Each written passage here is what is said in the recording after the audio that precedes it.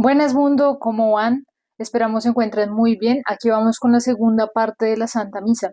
Pero para hacer como un breve resumen de lo que hablamos la vez pasada y unos punticos chiquiticos que se me olvidó mencionarles, habíamos hablado de las partes iniciales y como un macro resumen de lo que es la Santa Misa. Entonces, tenemos que tener claro que en la Santa Misa hay cuatro partes.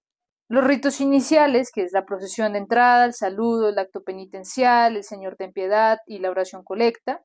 Después de esto sigue la liturgia de la palabra. Después de esta parte se da la liturgia de la Eucaristía, que es la presentación de los dones, la plegaria eucarística, el rito de la comunión. Y al final están los ritos conclusivos, que es la bendición y la despedida.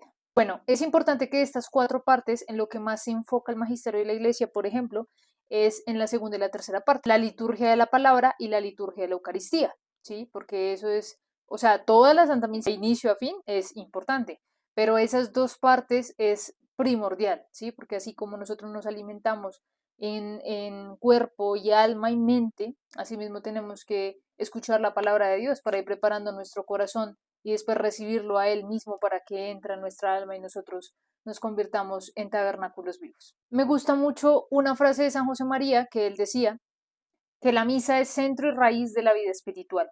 Y también me gusta mucho una frase que siento que es importante mencionar en este momento.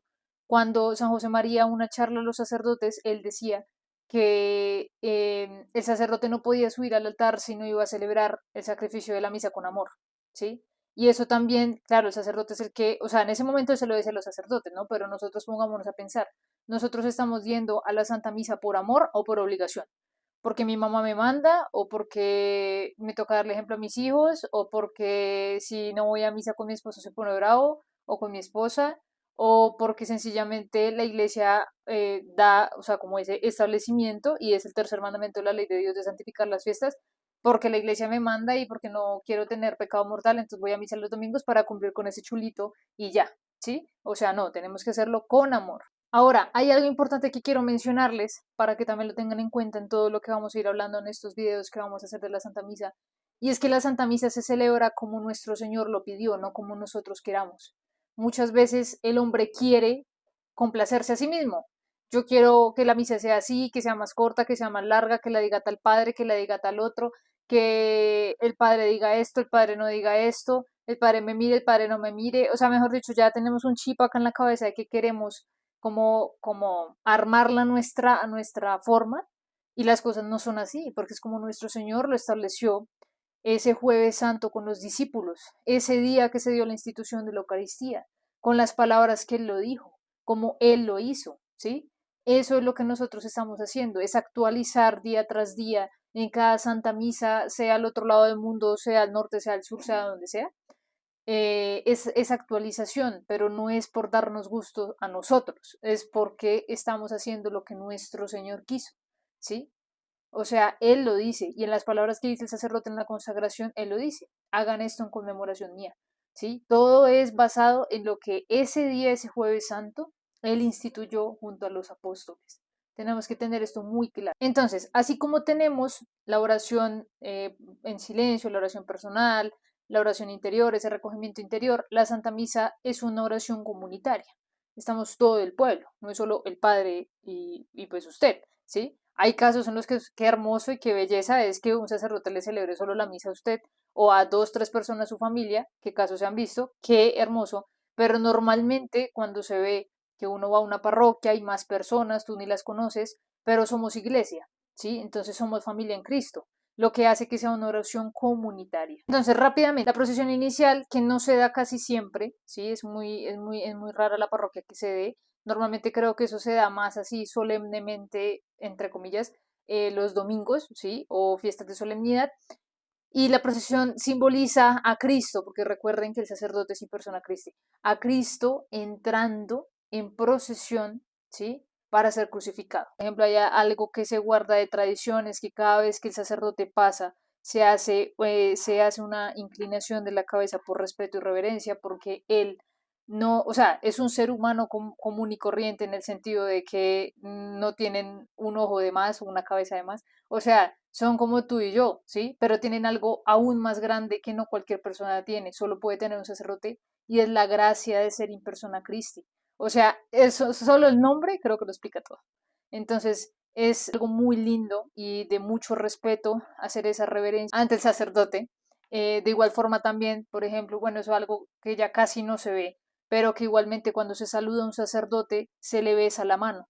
Eso se guarda ahorita más que todo con los obispos, que se le besa el anillo, se arrodilla uno ante el obispo y le besa la mano, pero todos los sacerdotes pues se debería hacer. Es algo que lastimosamente se ha perdido mucho, así que deberíamos rescatarlo, no es tarde para hacerlo. Y el beso del altar habíamos hablado que es el beso al mismo Cristo. Entonces ya con esto vamos adelante. Voy a saltarme partes porque vuelvo y digo, no les voy a explicar el misal romano en su totalidad porque si no, no acabamos nunca, pero como las partes más concretas se las voy a ir explicando.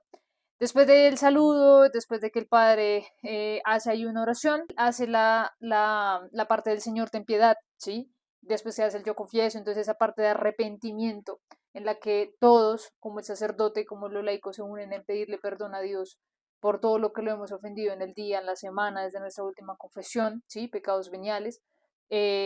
Una persona que está en pecado mortal, pues claramente también lo puede hacer, pero pues ahí sí es requisito absoluto de que vaya a la confesión y pues se reconcilie con Dios. ¿Por qué se menciona Señor ten piedad, Cristo ten piedad, Señor ten piedad? Porque se repite 3 veces. Santo Tomás decía, se dice para mostrar que cada una de las personas divinas vive en las otras. Esto es algo muy bonito y que gracias a Dios, por más que se cambió de lengua a la natural de cada país y de cada lugar, en la misa tradicional también se veía mucho. Kyrie eleison, Christi eleison, Kyrie eleison. Pero, pues bueno, esto es un lenguaje, eso no es latín, eso es griego, pero es algo muy lindo porque tú le estás pidiendo perdón, o sea, son el mismo Dios, ¿sí? De la Santísima Trinidad hablaremos más adelante, porque si me pongo a hablar acá de la Santísima Trinidad no acabo tampoco nunca. Pero es lindo porque tú le estás pidiendo perdón al Padre, le estás pidiendo perdón al Hijo y le estás pidiendo perdón al Espíritu Santo. Le estás pidiendo perdón a Dios y esa oración se une en una sola para pedirle perdón de todo corazón a Dios por nuestros pecados. Ya después de esto viene lo que es el acto penitencial. Aquí un sacerdote me decía alguna vez que los ángeles intercedían por nosotros en este momento, pues para que Dios tenga misericordia de nosotros y nos perdone nuestros pecados, ¿sí? La misericordia de Dios es tan grande que en ese momento nuestros pecados, o sea, no significa como, ay, ya Dios me perdona, dice, no me vuelva a confesar nunca, no. O sea, la idea es buscar el sacramento de la reconciliación, que ese sacramento lo hablaremos más adelante, pero sí pasa de que la misericordia de Dios es tan grande que en ese momento Dios te perdona de tus culpas para que tú puedas tener esa intimidad con Él en el momento de la comunión, que es la parte, o sea, central de la Santa Misa. Después de esto viene el Gloria. Voy a intentar explicarlo según más que todo las misas de solemnidad, porque por ejemplo, de lunes a sábado, cuando no es misa de solemnidad, Gloria normalmente no se hace, ¿sí? A menos de que sea solemnidad o algo. El credo tampoco se hace, la segunda lectura tampoco se hace. Digamos que es más abreviada la Santa Misa, pero entonces les voy a explicar como una misa dominical o una misa de solemnidad, pero para que tengamos el contexto más grande, ¿no? Pero pues ustedes ya saben que si van un lunes a misa, si no es solemnidad, pues no van a cantar el Gloria y eso no es porque el Padre esté mal, sino porque no se reza. ¿Ok? Ok. Cuando rezamos el Gloria, yo pienso que nuestra alma en ese momento se debería elevar. Porque tú, si meditas cada una de las palabras que estás diciendo, créeme que tú podrías llegar a contemplar hasta la Santísima Trinidad. Claro, no te estoy diciendo que seas místico ni mucho menos para que te pase, ¿cierto? Pero sí es importante porque mira que cuando uno lo hace, tú entras en un profundo recogimiento y tú le estás dando gloria a Dios. Toda la Santa Misa es para glorificar a Dios, ¿sí? Pero ese momento es un momento en el que todo el pueblo se une y glorifican a Dios en una sola voz, junto al sacerdote. Después del Gloria, normalmente viene la oración colecta. ¿Mm? La oración colecta, si pueden ver, el sacerdote dice, oremos. En el misal romano se especifica que hay unos momentos de oración después de que el sacerdote dice esta palabra. ¿Sí? Y en ese momento de silencio, o sea, tampoco es que el padre se quede callado 5 minutos, no. Es un momento de silencio en el que nosotros ponemos nuestras intenciones ahí, ¿sí? Por eso se llama oración colecta. Y en ese momento el sacerdote lo que hace es recoger esas oraciones, recoger esas intenciones y él las ofrece a Dios Padre por medio de Cristo. Ya después de la oración colecta viene el rito de la palabra, ¿sí? La liturgia de la palabra. Ahí ya pues el sacerdote se sienta, pasan los ministros o los que vayan a leer la palabra, ¿sí? sea primera lectura y salmo porque es entre semana o completo porque es solemnidad o es domingo, lo que sea, las lecturas, ¿sí? En este momento, ¿qué es lo que tenemos que hacer? Pedirle al Espíritu Santo la gracia para que podamos entender la palabra de Dios. Entender la palabra de Dios no es como que yo leí un libro y ya entendí, no. O sea, la palabra de Dios tiene una profundidad tan grande que tú puedes leer todos los días el mismo texto bíblico, pero si tú de verdad lo haces con el corazón, te puedo asegurar que cada día diferente, día tras día, el mensaje que te va a llegar va a ser mucho más distinto al que tú tomaste el día anterior. En este momento también uno le puede pedir a su ángel custodio de que le ayude a mantener como esa atención focalizada en la persona que está leyendo la palabra, pero no por la persona, sino por lo que te está diciendo Dios por medio de esa persona, ¿sí? Que ella tampoco se lo está inventando, ni mucho menos, o sea, ahí tiene el leccionario, que eso más adelante lo hablaremos, tal vez después de que acabe de explicar la Santa Misa, de qué usa el sacerdote, cómo se llama, que por ejemplo si hay un acólito, qué le tiene que pasar al sacerdote, qué significa, por qué, o sea, todo tiene un significado, ¿sí? Y eso de los vasos sagrados también quiero hablárselos en otro video porque es que eso no somos dignos de cogerlo cualquier persona, ¿sí? O sea, no. Pero bueno, eso va más adelante. Prosigamos. Y de acá de la liturgia de la palabra pasamos al Evangelio. El Evangelio es algo muy lindo, normalmente pues lo lee el sacerdote, a veces lo lee si hay un diácono permanente, lo lee el diácono permanente, pero es muy lindo porque San Francisco de Sales decía, haz la señal de la cruz en tu frente, boca y corazón, y di, que Dios esté en mi corazón, en mis labios, para que pueda recibir dignamente su santo evangelio. Es el mismo sacerdote, siendo in persona Christi, esa frase me encanta. Yo creo que por mí yo guardaría todos los contactos de mis sacerdotes in persona Christi. Pero bueno, ese es otro tema. Por ejemplo, signarse es cuando tú haces la señal en la frente, en los labios y en el pecho, ¿sí? Santiguarse es cuando va de la frente al vientre y en los hombros. También está persignarse, que es lo mismo que signarse, ¿sí? Normalmente creo que se conoce más como persignarse, pero bueno. Entonces, solo es necesario, si ustedes se ponen a ver al sacerdote, todos hacen solo, o sea, solo se signan, o bueno, se persignan. Eh, y en ese momento no es que ustedes digan la oración en sí por la señal de la Santa Cruz, no, sino que en ese momento, como lo decía la frase que les acabo de leer de San Francisco de Sales, ¿sí? Pero, por ejemplo, sin necesidad de que se la aprendan. O sea, tampoco les estoy diciendo que saquen un discurso y se aprendan todo lo que decían los santos, ¿no? Ustedes solo digan Espíritu Santo para que pueda entender tu palabra, para que pueda proclamarla y para que pueda vivirla, ¿sí? Ya, algo muy sencillo. Y en ese momento ya pues empieza el diácono o el sacerdote a leer el Evangelio, ¿sí? Y que sea, no necesariamente tiene que, ay, no, Dios no me habló hoy, no puede ser, no, no, no va a morir, no. O sea, tampoco las cosas funcionan así, ¿sí? Pero siempre pasa o suele pasar de que a las personas dicen, ay, hoy me quedó esta frase del Evangelio, ¿sí? Y eso fue porque Dios quiso que te quedara esa frase, por algo será. De pronto tú no la entiendes, pero más adelante la vas a entender. O de pronto sí la entendiste, pero la entendiste mal. O bueno, no sé, pueden pasar muchas cosas, pero por eso también toca pedirle la gracia al Espíritu Santo. Ya después de esto viene la homilía, todos los fieles se sientan, el sacerdote da la homilía, puede ser corta, puede ser larga. Normalmente después de esto, otra vez los fieles se levantan y hacen el credo. Acá hay algo importante que les quiero mencionar y es que solo el sacerdote es el que levanta las manos. Si ustedes se dan cuenta, es muy raro el momento y es muy pequeño el momento en el que el sacerdote mantiene las manos juntas o algo, porque normalmente siempre tiene las manos levantadas, las dos manos, o sea, solo es el sacerdote, porque él es el que preside la Santa Misa. Nosotros acompañamos al sacerdote en lo que él está haciendo, en esa actualización del el sacrificio de nuestro Señor, pero nosotros no somos el sacerdote, ¿sí? Entonces, hay gente que levanta las manos o cuando dicen, y con tu espíritu, entonces todo levanta las manos. O sea, eso solo le corresponde al sacerdote. ¿Sí? Eso no es invento mío, eso viene desde la tradición también. ¿Nosotros qué podemos hacer? Mantener las manos juntas en oración. ¿Sí? Mantener las manos juntas en oración. No les estoy diciendo en el bolsillo ni nada, porque eso tampoco es. Primero, no lleva a la contemplación, no lleva a la oración, no lleva a la meditación, al recogimiento interior. ¿Sí? una posición de las manos en las que estés en respeto y estés en adoración hacia Dios, las manos juntas, las manos entrecruzadas, en el sentido de no cruzados los brazos, sino las manos, ¿sí? Las manos. Y ya, o sea, sin necesidad de alzar las manos y no, no, o sea, no, eso solo le corresponde al sacerdote.